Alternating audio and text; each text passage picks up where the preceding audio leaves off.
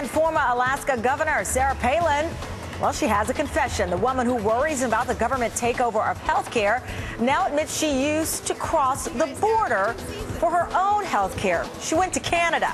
And a shocking admission from Sarah Palin, the same governor who opposes President Obama's plan to reform health care. In a weekend speech, she admitted that when she was young, her family actually crossed the border to get health care in Canada.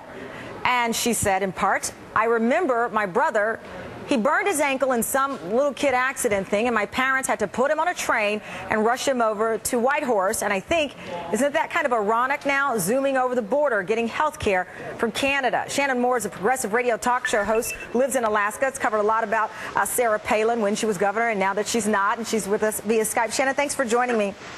My pleasure. So Governor Palin talks about this. She was a kid. Is she to be held responsible for the choice her parents made? Do we connect the dots in her fight against health care reform and what happened when she was a kid?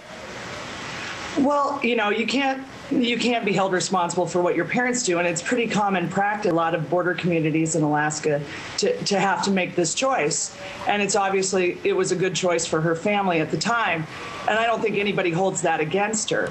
I think what's interesting about the story is either her brother burnt his foot a lot, or maybe she's confused the stories, because she also used the same story when she was campaigning for another ferry here in Alaska, and she was using the same example or another example of her brother burning his foot for why we needed more ferries, because her mother had to rush her brother with a burnt foot to Juneau on a ferry at one point. So she's already used that story before. So I think maybe that is a little bit more irony than she may be expecting. You know, it's interesting. She made a statement also over the weekend comparing the fact that she scribbled those notes on her hand to the book of Isaiah in the Bible, pointing out, according to her, that God also wrote notes on his hand. What are we to make of the direction she's going these days? Especially, some are saying she seems to want to compare her actions a lot to God. At least twice she's done so. Right. She does have a Messiah complex. Absolutely. It is interesting, isn't it, that I don't think God wrote things on his hand because he couldn't remember them. But I could be wrong.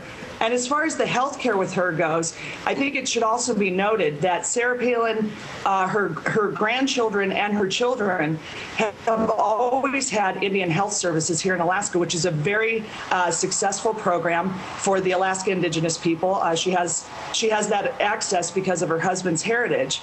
And so she's had standardized or government health care available for her children, for her grandson, and now we know that she also got it from Canada. So it'll be interesting how the God complex is going to work out here. And, you know, I find it interesting that Sarah Palin goes and tells different stories as though people don't have YouTube or access to information or the Googles as they were. So, you know, looking at this, it's really difficult to know what she's going to do next. All right, Shannon Moore, always great to have you on. Thank you greatly. Thanks, Tamron. And